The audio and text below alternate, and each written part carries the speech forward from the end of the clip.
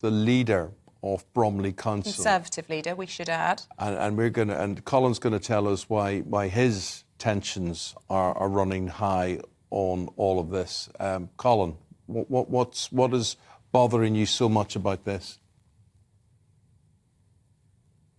Well, good morning, Eamon. Good morning, Isabel. Thank you for having me on. Quite simply, we don't need it. We have, by empiric measurement, the second cleanest air in London already, just marginally behind Havering. All of the 4 outer London boroughs joining our action all have air that is cleaner already than all of the boroughs within the existing ULEZ.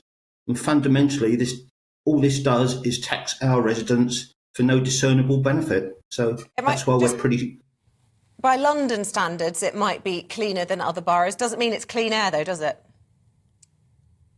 It meets the World Health Organization measures in all but one category. There is no evidence, despite the Mayor's protestations to the contrary, that it creates much in the way, if any, of excess deaths. There is absolutely no evidence to support the need for additional measures in outer London. Frankly, this is a tax raid, pure and simple. He's absolutely fanatical about it. A tax raid, they've cleaned in a lot of money from that. They've taken a lot of money. What they do with it, I'm not so sure. But can we just say to the director here, can you run that picture again about those buses creeping through London there? Because I have this, Colin, this problem about London in general. This could apply to Manchester, could apply to Birmingham, could apply to anywhere. No, the pictures of the buses and the real life pictures. Well, the point I'm trying to make, Colin, is I cannot believe the amount of planning permission that is given in London to tiny, tiny apartments that are built higher and higher, but all beside major roads. And you just take a view of any street in London and going out, look at there, look at the apartment blocks in the background. Now, why is he giving planning permission? If it's all so awful, why is he happy to take the council tax from those people, but yet poison them? OK, I came on to talk about ULEZ, but happy to have a little dabble into housing if you wish. What I'm trying to say is you can't have an argument about fresh air if you're actually putting people's nose right in a bucket of slush of this stuff. Listen, I strongly agree with you. The Mayor sets every borough statutory housing targets that we have to meet, and if we don't meet them, the government inspector imposes schemes that we like even less upon the individual boroughs. A lot of the housing now, in fairness, in the central areas are car-free or severely car-limited. So there is a degree of reasonableness about what the Mayor's doing there, whether we like it or not.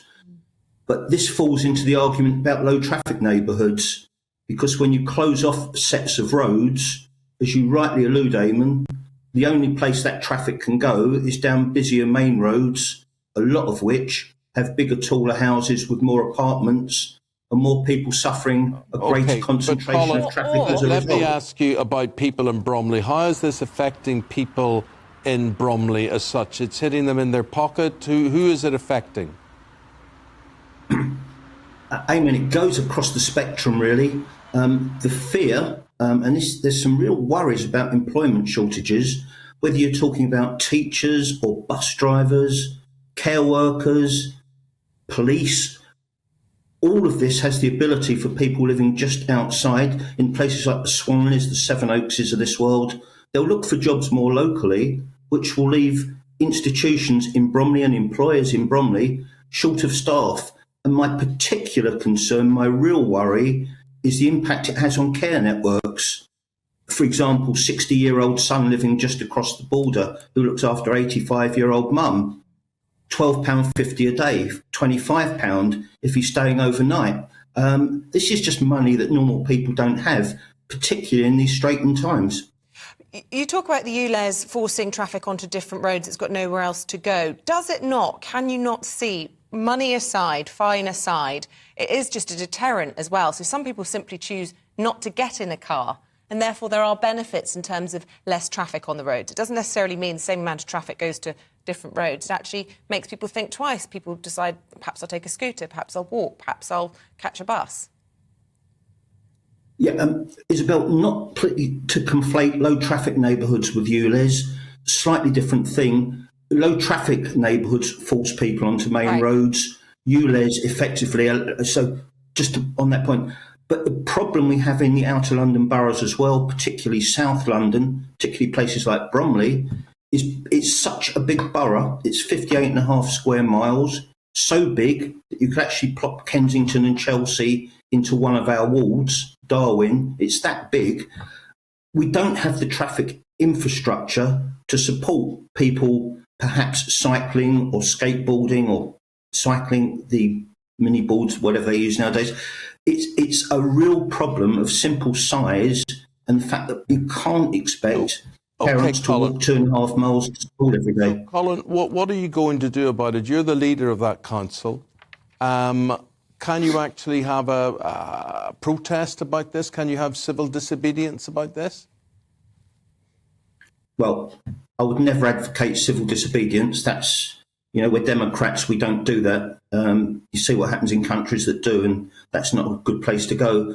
But I really would advocate, particularly residents, perhaps with non-conservative representation as councillors or as MPs, if you're affected by this, the only real way to pressure the mayor is through elected representatives. And all across London, I would encourage Londoners to think in those terms.